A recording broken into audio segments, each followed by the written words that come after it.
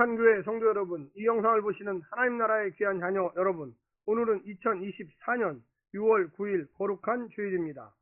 오늘 매일성경 본문에서는 유대인들이 마음을 합하여 바울을 대적하기 위해 총독 갈리오의 법정으로 끌려갑니다. 고발 사유는 바울이 율법을 거스리며 하나님을 경외하라고 전파했다는 것입니다. 갈리오가 듣고 자신이 개입할 문제가 아니라고 생각해 고발을 기각합니다. 재판은 무산되고 바울은 고린도를 떠나게 됩니다. 바울은 2차 전도 여행을 그렇게 마무리하고 수리아 안디옥으로 귀환합니다. 오늘 본문을 나누어 보겠습니다. 사도행전 18장 12절부터 17절, 고린도 사역 두 번째, 총독 앞에서 재판, 유대인들의 고발, 총독 갈리오의 판결, 18절부터 23절, 안디옥으로 귀환, 겐그레아 방문, 에베소 방문, 가이사라에서 안디옥. 오늘 본문 사도행전 18장 12절부터 23절의 말씀을 듣고 다시 오겠습니다.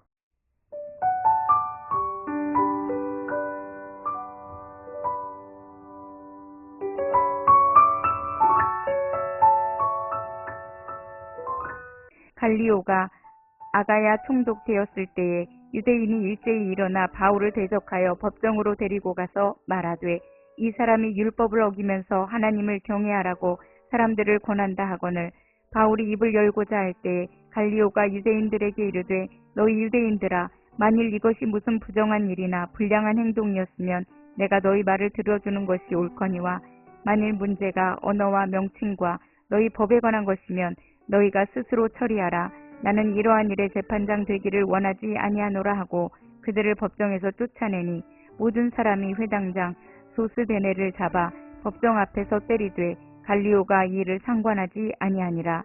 바울은 더 여러 날 머물다가 형제들과 작별하고 배 타고 수리아로 떠나갈새 브리스길라와 아굴라도 함께 하더라. 바울이 일찍이 서원이 있었으므로 겐그레아에서 머리를 깎았더라.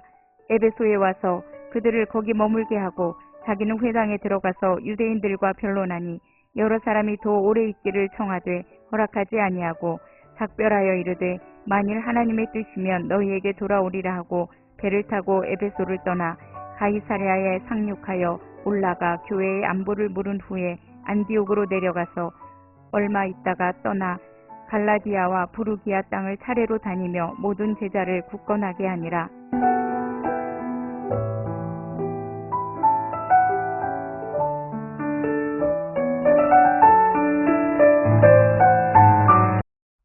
갈리오가 아가야 총독으로 섬겼던 시기는 비문을 통해 거의 확실히 특정할 수가 있습니다. 아마도 주후 51년부터 52년입니다. 이는 바울의 전체적 연대를 결정하는데 매우 가치 있는 정보입니다. 비록 누가가 많은 정보를 제공하지 않지만 1년 6개월의 고린도 사역의 통시적 이야기를 관찰하기에 충분합니다. 고린도는 바울의 2차 전도여행의 실질적인 종착점입니다. 안디옥으로 귀환하는 항해 도중에 경유지로 잠시 들렸던 에베소는 3차 전도 여행의 핵심 거점이 될 것입니다. 누가는 2차 전도 여행에 대한 보고를 안디옥과 예루살렘에 생략한 채 곧바로 안디옥 북동쪽 갈라디아와 부르기아 땅 재방문으로 바울의 3차 전도의 여행을 시작하고 있습니다. 오늘 본문을 세 부분으로 나누어 자세히 설명드리겠습니다. 첫 번째, 총독 갈리오를 통한 해결. 유대인들이 고린도 법정에 사도 일행을 고소합니다. 예수님이 당했던 공격과 본질상 다르지 않습니다. 빌라도의 회피주의적 행정으로 예수님께서 무고하게 돌아가셨지만 지극히 사무적인 총독 갈리오의 보신주의적 행정 덕분에 바울은 구원을 얻습니다. 하나님께서는 앞으로도 참 다양한 방법으로 그와 함께하여 그를 해칠 자도 없도록 하겠다는 약속을 지키실 것입니다. 바울은 총독의 최소 간섭주의 원칙과 기독교를 로마 제국 내 합법적 종교 중 하나인 유대교의 분파로 간주한 그의 오해 때문에 유대인들의 위협과 로마 제국의 견제에서 벗어나 오랫동안 자유롭게 복음을 전할 수 있었습니다. 두 번째는 헌신과 열정으로 향한 선교. 선교 여정에 참여한 것만으로도 바울은 충분히 헌신적인 사람이었습니다. 그런데 더 나아가 자발적인 나시는 서원까지 한 것입니다. 그 서원을 종료하면서 겐그레아에서 머리까지 깎습니다.